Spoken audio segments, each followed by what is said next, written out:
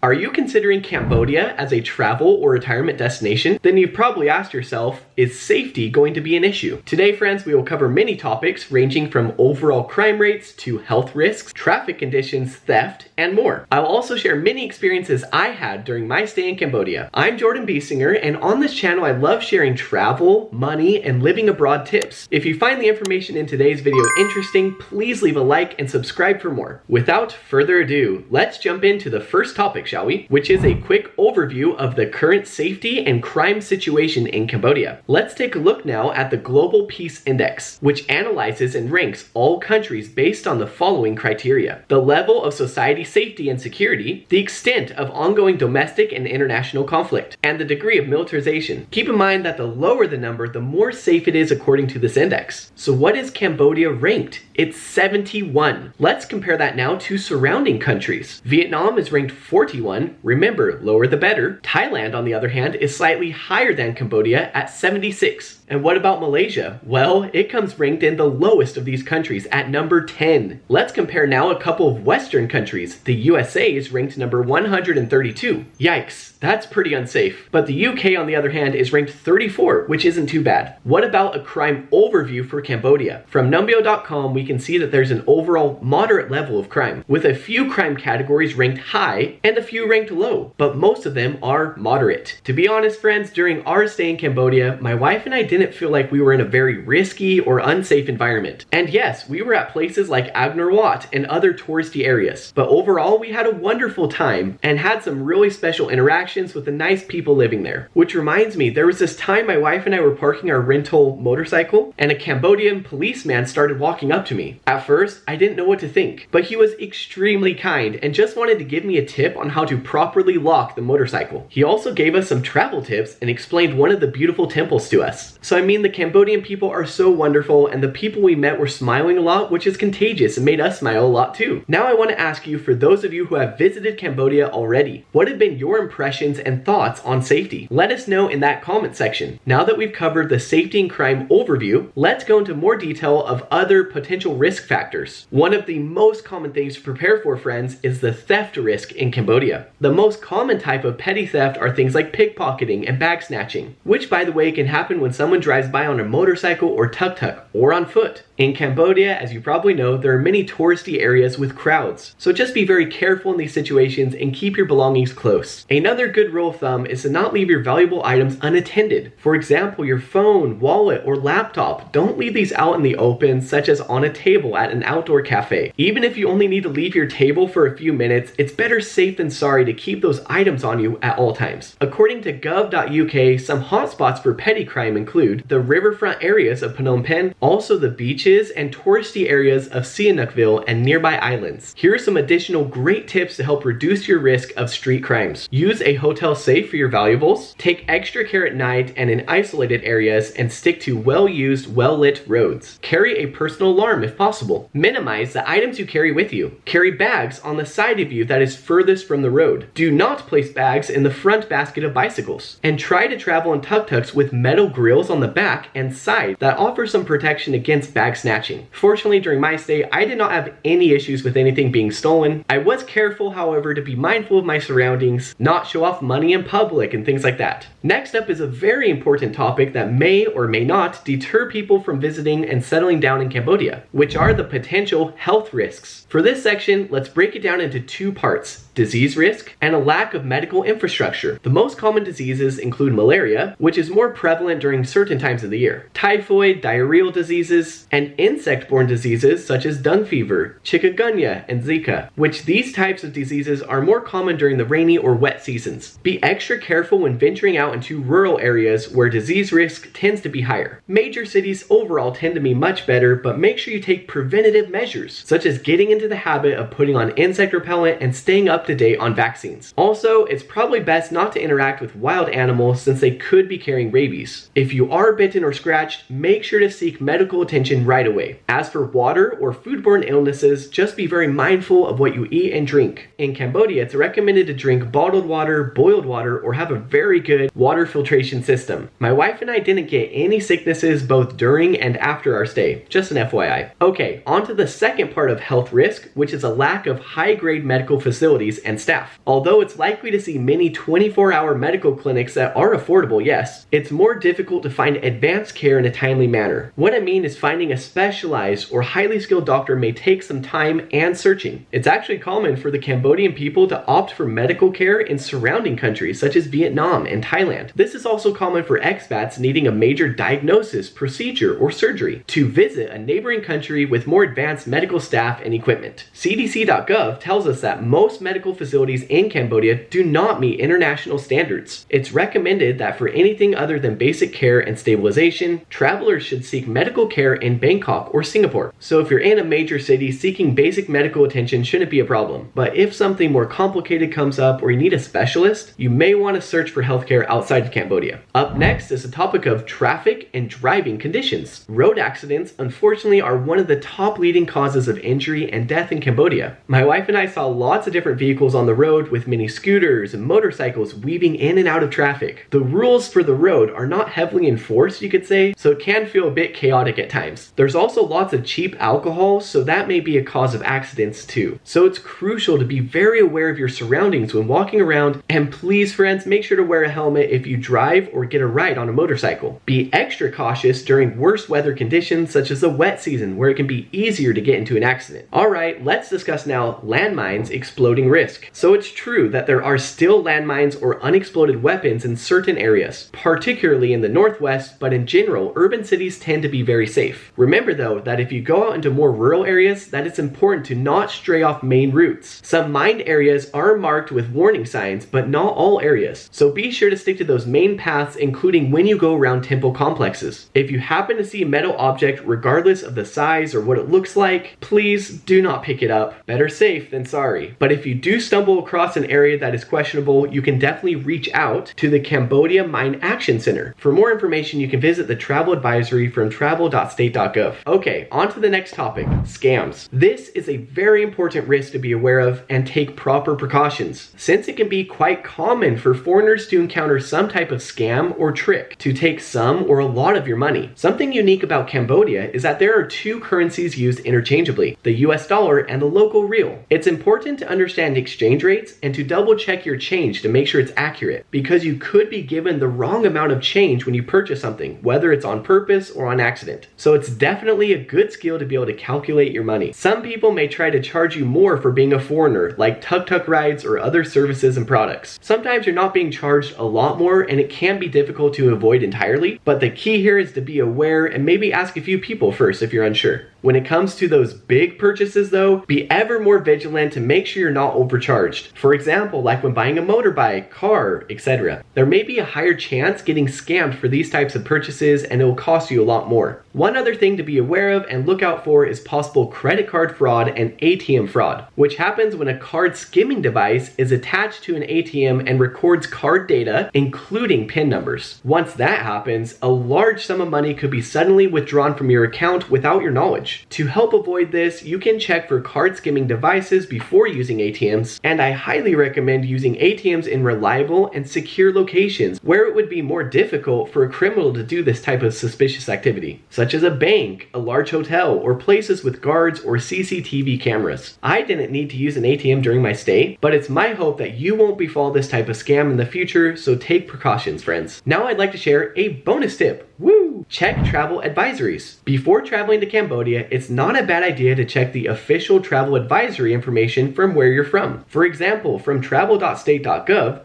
we can see that some areas have increased risk, and to exercise increased precautions in Phnom Penh due to crime and certain very remote areas. Also, there's valuable information on signing up for the Smart Traveler Enrollment Program, or STEP for short. Once signed up for this program, you can receive alerts which make it easier to locate you in an emergency. It's also recommended to follow the Department of State on Facebook and Twitter, or X I should say, and review a country security report for Cambodia. The CDC page also has the latest travel health information related to your travel. This is just an example of a travel advisory from an American official website, but you can find useful information in other travel advisories such as the UK, Australia, and so on. At the end of the day, there may be some safety concerns or risks when traveling and living in Cambodia, but there are many people from around the world traveling there year-round, and many expats living there long-term too. Just make sure you fully prepare yourself in advance, and of course, wishing you a safe and happy trip to Cambodia. If you found today's video insightful, friends, please drop a like, share with a friend, and subscribe to not miss out on new content to come shortly.